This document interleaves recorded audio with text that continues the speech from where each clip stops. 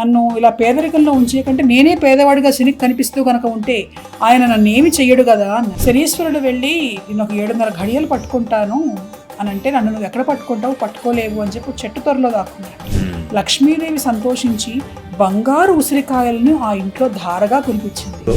శివుడు వచ్చి హిమాలయాల పర్వతాల పైన ఉంటాడు, పార్వతీదేవి వాళ్ళ తండ్రి హేమవంతుడు.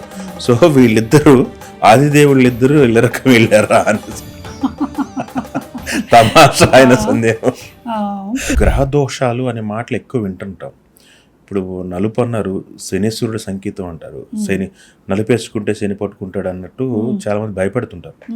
ఇలా గ్రహ దోషాలు అనే పదాన్ని మీరు ఎలా చెప్తారండి? గ్రహ దోషాలు అనేవి ఎక్కువ ఉంటాయా? వాటి ఫలితాలు ఎలా ఉంటాయి మనుషుల పైన? నివారణ చర్యలు, ఈ రకరకాల టాపిక్లు ఉన్నాయి. తప్పకుండా చెప్తాను. శనీశ్వరుడు గురించి అడిగారు కాబట్టి ఆ మధ్య మన దగ్గర చిన్న సంఘటన జరిగింది. ఒక అతను చక్కగా చదువుకున్నవాడు, చక్కగా మంచి ఉద్యోగం చేసుకుంటున్నవాడు, చక్కగా రెడీ అయ్యి బాగా వచ్చేవాడు. కొన్ని రోజులు అయిన తర్వాత వచ్చేటప్పటికి బాగా గడ్డాలు పెంచుకొని పిచ్చి బట్టలు వేసుకొని వచ్చాడు నా దగ్గరికి. ఏమిటయ్యా ఇలా రెడీ అయ్యి వచ్చావు, ఏమైంది, ఏమైనా ఇబ్బంది అంటే, కాదు నాకు ఏళ్ళనాటి శని నడుస్తున్నది, నేనే శని నన్ను ఇలా పేదరికంలో ఉంచే కంటే నేనే పేదవాడిగా శనికి కనిపిస్తూ కనుక ఉంటే ఆయన నన్ను ఏమి చెయ్యడు కదా అన్నాడు.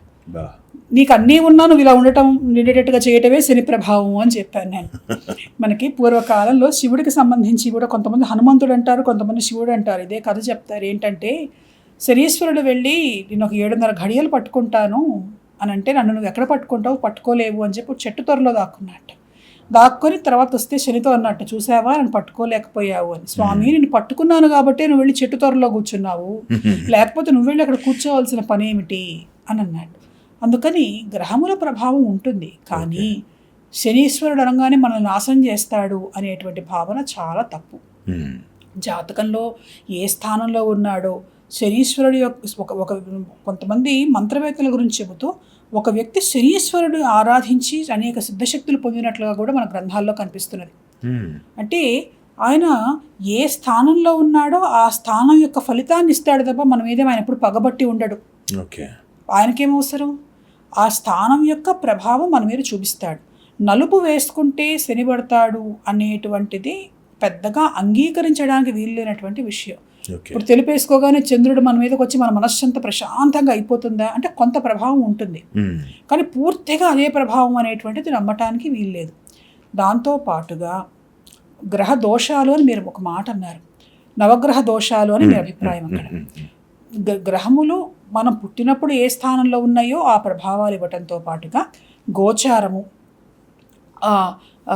ఎప్పుడెప్పుడు ఎలా తిరుగుతూ ఉన్నాయి, వాటి ఫలితాలు ఏమిటి అనేటువంటిది ఖచ్చితంగా మనుషుల మీద ఆ ప్రభావం ఉంటుంది. కానీ మన వాళ్ళంతా కూడాను చాలా ఆప్టిమిస్టిక్ నేచర్ తోటి ఉంటారు. ఏంటంటే, కష్టము ఒక బాధ వచ్చిందనుకోండి, ఏదో గ్రహం బాగుండలేదు కాబట్టి దానికి శాంతి చేయించుకుందాం పోతుందంటారు. అంతేగాని వెస్ట్రన్ వరల్డ్ లాగా దీనికి అసలు ఏమీ మార్గం లేదు, వదిలేయటము, సూసైడ్ చేసుకోవటం అనేది జనరల్గా ఆలోచించారు. కష్టం రాగానే ఏం చేస్తారు, జాతకాలు తీసుకుని పరిగెడతారు. అంటే ఇది కష్టం అనేటువంటిది ఒక గ్రహ బాధ వల్ల వచ్చింది, దాన్ని పోగొట్టుకునేటువంటి మార్గాన్ని అన్వేషించాలి అని బయలుదేరుతారు. దానికి కూడా మార్గాలు మన వాళ్ళు చెప్పారు. దానములు చెయ్యండి, హోమములు చెయ్యండి, నవగ్రహములకు ప్రదక్షిణలు చెయ్యండి అని చెప్పారు. నవగ్రహముల ప్రభావము శనీశ్వరుడు కావచ్చు, రాహువు కావచ్చు, కేతువు కావచ్చు, శుక్రుడు కావచ్చు, ఎవరైనా సరే వాళ్ళు ఉన్నటువంటి స్థానాలకు తగినటువంటి ప్రభావాలను వాళ్ళు చూపిస్తారు, ఫలితాలను ఇస్తారు. అలాగే రత్నములు ఉన్నాయి మనకి, నవరత్నములు అని చెప్తారు. ఆయా గ్రహానికి సంబంధించినటువంటి రత్నధారణ చేయటము, ఆ దేవతా మంత్రం చేయటము, ఆ నవగ్రహ శ్లోకములు, స్తోత్రములు ఉన్నాయి, అవి పారాయణ చేయటము, వీటి వల్ల ఆ ఇబ్బందులన్నీ కూడా మనం తొలగించుకోవచ్చు. అసాధ్యమైనటువంటిది ఏదీ లేదు మన శాస్త్రంలో, మన ధర్మంలో. ఇది అసాధ్యము, ఇది చేయలేము అని ఎక్కడా చెప్తున్నది లేదు. ప్రతిదానికి కూడా ఒక రెమెడీ చెప్పారు. ఇది గనక వస్తే ఇది చెయ్యండి, ఇది గనక వస్తే ఇది చెయ్యండి అని చెబుతూ ఉన్నారు. కనుక నలుపు వేసుకోవడానికి ఎవరైనా సందేహించవలసినటువంటి అవసరం లేదు. కానీ శుభకార్యాలప్పుడు మాత్రం మన శాస్త్రవాక్యాన్ని, మన పెద్దవాళ్ళు చెప్పినటువంటి సంప్రదాయాన్ని అనుసరించి వాళ్ళని గౌరవించటం మన బాధ్యత. ఓకే అండి. ఇంకొకటి, స్తోత్రాలు, శ్లోకాలు మాట్లాడడం స్తోత్రాలు చేసుకోవచ్చు. చాలామంది లక్ష్మీ స్తోత్రం చేసుకుంటే ధన ప్రవాహం ఉంటుందనో, లేకపోతే ఇంకొక స్తోత్రం చేసుకుంటే ఇంకోటి అవుతుందని, ఇలాంటి రకరకాల నమ్మకాలు ఉన్నాయి. అవన్నీ వాస్తవాలా? ఒకవేళ లక్ష్మీ కటాక్షం కావాలనుకున్న వాళ్ళు నిజంగా ఏం చేయొచ్చు అనేది కూడా. అది చేసి చూపించిన వాళ్ళు ఒకళ్ళు ఉన్నారు, ఆదిశంకరాచార్యుల వారు. ఓకే. ఆయన జీవితంలో సన్యాసి భిక్షకు తిరుగుతూ ఉంటాడు, భిక్షాటనం చేస్తూ ఉంటే ఒక ఇంటి దగ్గరకు వస్తాడు. భగవతీం భిక్షాం దేహి, తల్లి నాకు భిక్షను పెట్టమ్మా అని అడిగితే ఆ ఇంటి ఇల్లాల దగ్గర ఏమీ లేదు, కటిక పేదరికంలో ఉన్నది. కటిక పేదరికంలో ఉంటే అప్పుడు కానీ ఆమెకి ఏదన్నా ఇవ్వాలి. సన్యాసి బాలుడు మన ఇంటికి వచ్చాడు, సన్యాసికి భిక్ష పెడితే అనంతమైనటువంటి ఫలితం వస్తుంది, కానీ ఏమి ఇవ్వాలి అని ఇల్లంతా వెతికితే ఒక చిన్న ఉసిరికాయ దొరికింది. ఆ ఉసిరికాయ ఇంకా తప్ప ఏమీ లేదు, వాళ్ళకి తినడానికి ఏమీ లేదు. ఇది నేను తర్వాత తిందాంలే, దాచుకుందాం, ఆయనకి ఏమీ లేదు అని చెప్పి పంపిద్దాం అనుకోలేదు. ఆ ఉసిరికాయను తీసుకొచ్చి శంకరుల వారి ఆ భిక్షాపాత్రలో వేసింది.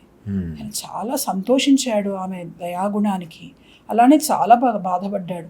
బంగారం లాంటి మనసున్నటువంటి ఈ తల్లి దగ్గర ఆ బంగారు తల్లి లక్ష్మీదేవి ఆమెకు కటాక్షం లేకపోవటం ఏమిటి అని చెప్పి కనకధారా స్తోత్రాన్ని ఆయన పఠించాడు. లక్ష్మీదేవి సంతోషించి బంగారు ఉసిరికాయలను ఆ ఇంట్లో ధారగా కురిపించింది. కనకం బంగారాన్ని ధారగా కురిపించినటువంటి స్తోత్రం కాబట్టి కనకధారా స్తోత్రము అని అన్నారు. అది శంకరాచార్యుల వారి జీవితంలో జరిగినట్లుగా దాన్ని డాక్యుమెంట్ చేయటం జరిగింది. అటువంటి కనకధారా స్తోత్రాన్ని పారాయణ చేస్తే లక్ష్మీ కటాక్షం కలుగుతుంది అనేటువంటిది ఆయన నిరూపించాడు. కాబట్టి అప్పటి నుండి కూడాను లక్ష్మీదేవి అనుగ్రహం కోసం కనకధారా స్తోత్రాన్ని పారాయణ చేసేటువంటి ఆచారం వచ్చింది మనకి. ఇంద్రుడు కూడా చేశాడు. దేవి భాగవతం చదివితే మహాలక్ష్మి దేవికి సంబంధించిన విశేషాల్లో ఇంద్రుడు ఒక సమయంలో స్వర్గాన్ని కోల్పోయాడు. క్షీరసాగర మథనం జరిగినప్పుడు పాలసముద్రం నుండి లక్ష్మీదేవి వస్తే ఆ మహాలక్ష్మీదేవిని ఆయన ఒక స్తోత్రంతో స్తుతించాడు. మహాలక్ష్మి స్తవము అని ఉంటుంది. అది స్తుతించిన తర్వాతే ఆయనకు మళ్ళీ అమ్మవారు స్వర్గలక్ష్మిగా అనుగ్రహించింది. ఆ తామర పుష్పములతో అమ్మవారిని పూజించాడు, అమ్మవారి యొక్క మంత్రాన్ని చేశాడు. ప్రత్యేకంగా ఈ స్తవాన్ని పారాయణ చేయటం వల్లే లక్ష్మీదేవి ఆయనకు తిరిగి స్వర్గాన్ని ఇచ్చింది. కనుక ఈ కనకధారా స్తోత్రము, మహాలక్ష్మి స్తవము ఇవి ఖచ్చితంగా పారాయణ చేస్తే ఐశ్వర్యం వాళ్ళకు వచ్చింది, నిరూపితమైంది. కాబట్టి అందరూ చేసుకునే ఆచారం వచ్చింది. ఓకే, సూపర్ అండి. అంటే పాలసముద్రం నుంచి లక్ష్మీదేవి అన్న వచ్చింది. ఇంకా ఇక్కడ ఒక విచిత్రమైన ఆలోచన వచ్చింది. పాలసముద్రంలో అంటే లక్ష్మీదేవి పాలసముద్రం నుంచి వచ్చింది, నారాయణుడు సముద్రం పైన శేషుడిలాగా ఉంటాడు. పాలసముద్రంలోనేగా ఆయన పడుకునేది. ఎస్. సో శివుడు వచ్చి హిమాలయాల పర్వతాల పైన ఉంటాడు, పార్వతీదేవి వాళ్ళ తండ్రి హేమవంతుడు. సో వీళ్ళిద్దరూ ఆదిదేవుళ్ళిద్దరూ ఇల్లరకం వెళ్ళారా అని తమాషా ఆయన సందేహం. ఇల్లరికం వెళ్ళారని అనుకోవాల్సిన పని లేదు. విష్ణుమూర్తి ఆయన పాలసముద్రం, వైకుంఠం పాలసముద్రంలో ఉన్నటువంటి వాడే. ఆ పాలసముద్రాన్ని మదనం చేస్తేనే లక్ష్మీదేవి వచ్చింది. కాబట్టి అక్కడ ఆ సందేహం తీరిపోయింది. తర్వాత శివుడు కైలాస పర్వతంలో ఉంటాడు. హిమవంతుడు అంటే హిమాలయ పర్వతం. ఆయన అక్కడ తపస్సు చేశాడు. అక్కడ ఉన్నటువంటి శిఖరాన్ని కూడా కైలాస శిఖరం అనే పిలుస్తారు. అక్కడ స్వామి ఉన్నాడు. పార్వతీదేవితోటి వివాహం జరిగింది. హిమవంతుడి ఆశ్రమం దగ్గర రాజ్యం దగ్గర తపస్సు చేసినప్పుడే వివాహం జరిగింది. తర్వాత అసలు కైలాసం పైన ఉన్నది. ఇక్కడ ఉన్నటువంటిది కైలాస పర్వతం అనేటువంటి పేరు, మౌంట్ కైలాష్ మనం అంటాం. అది హిమాలయాస్లో ఉన్నది. హిమవంతుడి యొక్క రాజ్యం. అక్కడ శివుడు తపస్సు చేశాడు కాబట్టి ఆ శివుడి పేరు వచ్చింది. కైలాసం, ఇల కైలాసం అనేటువంటి పేరు వచ్చింది. అయితే ఇప్పటికి కూడా అక్కడ శివుడు ఉన్నాడు అని నమ్ముతారు. చాలా మంది ఫొటోస్ తీస్తే కూడా శివుడు కనిపిస్తూ ఉంటాడు ఆ రూపంలో అక్కడ. అయితే అసలు కైలాసం పైన ఉన్నది. ఓకే, సూపర్ అండి. దుర్గా మాత, పార్వతీ మాత, వీళ్ళిద్దరికి ఏమన్నా కంపారిజన్ ఉందా? వీళ్ళిద్దరికి ఉన్న సంబంధం ఏంటి? ఇద్దరు ఒకళ్ళేనా? ఒకళ్ళే. అయితే దానికి ఏమని చెప్పారంటే, దేవతలు వాళ్ళు అవతారాలు మారుతున్నప్పుడు ఒక్కొక్క అవతారంలో, ఇప్పుడు మనకి సతీదేవి కనిపిస్తుంది శివుడి భార్యగా ఒక చోట, అమ్మవారి అవతారం. దక్షయజ్ఞం, సతీదేవి ఆమె శరీరాన్ని దహనం చేసుకున్నటువంటి చోటు. ఆమె తర్వాత జన్మలో పార్వతిగా వచ్చింది అని చెప్తారు. ఆ సతీదేవికి ముందున్నటువంటి జన్మ దుర్గాదేవి అని అంటారు. కొన్ని చోట్లేమో అమ్మవారు జగన్మాత, ఆమె దుర్గమాసుడిని పార్వతీదేవి ఆమె సంహరించింది కాబట్టి దుర్గా, దుర్గమాసుర సంహారిణి కాబట్టి ఆమెను దుర్గా అని అన్నారు అని కనిపిస్తున్నది. అంటే 3-4 రకములు కనిపిస్తూ ఉన్నప్పటికీ, ఎందుకనంటే మన సృష్టిలో ఒకే కథ అనేక సార్లు జరిగింది. ఉదాహరణకు మహిషాసురుడు ఉంటాడు, మనం దసరాలో చెప్పుకుంటాం, 4 సార్లు జరిగింది మహిషాసుర మర్దనం. అట్లా కథలలో జరిగినటువంటి సంఘటనలలో కొంత వ్యత్యాసం ఉండొచ్చు, కానీ దుర్గాదేవి యొక్క భర్త పరమేశ్వరుడు, ఆమె దుర్గే పార్వతి, ఆమె గౌరి, ఆమె సతి, ఆమె కాళి, ఆమె దశమహావిద్యా రూపములను ధరించినటువంటి దేవత, ఆమె నవదుర్గలుగా అవతరించినటువంటి దేవత. ఇప్పుడు చూడండి, నవదుర్గా దేవతలలో బ్రహ్మచారిణి, శైలపుత్రి. శైలపుత్రి అంటే ఎవరు? హిమవంతుడి కుమార్తె. నవదుర్గా రూపములుగా దుర్గాదేవి రూపాలుగా చెప్పారు. ఆమె పార్వతి. కనుక అమ్మవారి యొక్క, అలాగే ఆమె లలితాదేవిగా ఉన్నప్పుడు ఆయన కామేశ్వరుడుగా ఉన్నాడు, కాళిగా ఉన్నప్పుడు కాళుడుగా ఉన్నారు.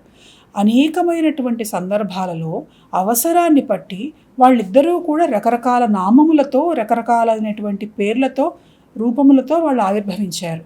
అయితే దుర్గాదేవి ఆమె ఎర్రగా ఉంటుంది, సతీదేవి నల్లగా ఉంటుంది, గౌరీదేవి గౌరవర్ణంతో, తెలుపు లేత పసుపు 2 కలిసినటువంటి వర్ణంతో ఉంటుంది. ఆ శరీర ఛాయలలో కొంత మార్పు ఉన్నది. ఓకే, డిఫరెన్స్ అయితే అంతవరకే. ఓకే, పరమేశ్వరుని యొక్క భార్యలుగా మాత్రమే ఈ రూపాలన్నింటినీ మనం భావన చేసుకోవచ్చు. ఓకే అండి. తెలుగు వన్